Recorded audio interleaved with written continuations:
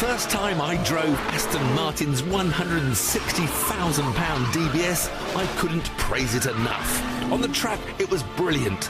I actually preferred it to the Ferrari 599. There was nothing I wanted to change. But Aston have changed it. The DBS is now available with an automatic touch-tronic gearbox with an array of buttons and paddles that do what my left hand and left foot used to in the manual one.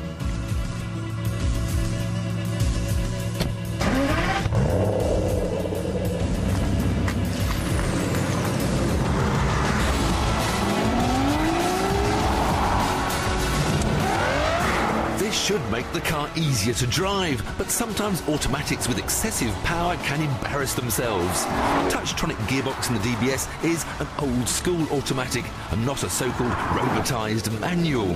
So the questions are, will it behave itself on a hill start?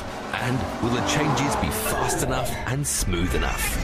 Test number 1, a very great hill. Like the test hill here at the Brooklands Museum. Now, previous Aston Martins have been able to touch 200 miles an hour, but with their flappy paddle gearbox, they used to struggle to make elegant progress on a humble hill start. Now, the test all those years ago was quite simple. Get to the steepest part of a hill, if you could, and then stop and see if you could restart and make it to the top. But what I want to know now is, will the car roll back if I jump off the brakes? Here we go, off.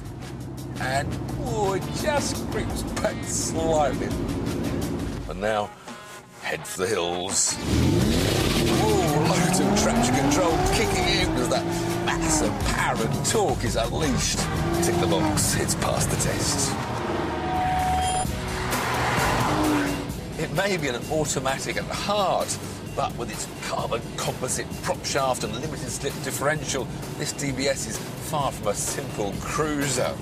Indeed, in just simple automatic mode, the car still feels taut and poised. And crucially, it doesn't feel like it's been held back by a strangling gearbox. And those exhaust valves still sound just as good. And on that glorious note, let me remind you that the 6-litre V12 engine provides you with 420 pounds-foot of torque and 510 horsepower. The touch-tronic gearbox adds just 30 kilos to the weight of the car, but with its swifter gear changes, it's got the same 4.3 seconds to 62 as the manual. And amazingly, it does 1 mile to the gallon better on fuel economy. So, less CO2s give you the eco-friendly DBS. Compared to the DB9, the gear changes are actually 20% faster. Just touch the lever, and an almost instant seamless change, and they're even quicker when you put it into sport mode. And that sport button doesn't just sharpen up those gear changes, it sharpens up the throttle response as well, and this DBS just becomes this ballistic joy to drive around country lanes. It is just a GT of one's dreams. In fact, it's so well judged and so engaging to drive that I nearly forgot a couple of important details. Firstly, look at this stereo.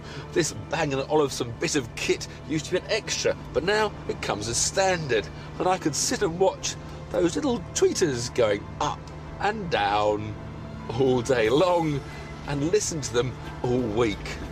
Secondly, and perhaps more importantly, I'm now supposed to give the Aston back. Just one more rev. Oh. Bye-bye, Aston. Before I used the new gearbox, I did some research and was horrified to learn that the majority of supercar buyers nowadays were looking for an automatic of one sort or another.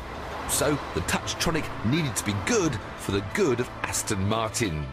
And I'm delighted to report that it is indeed one of those very rare cars. A satisfying automatic.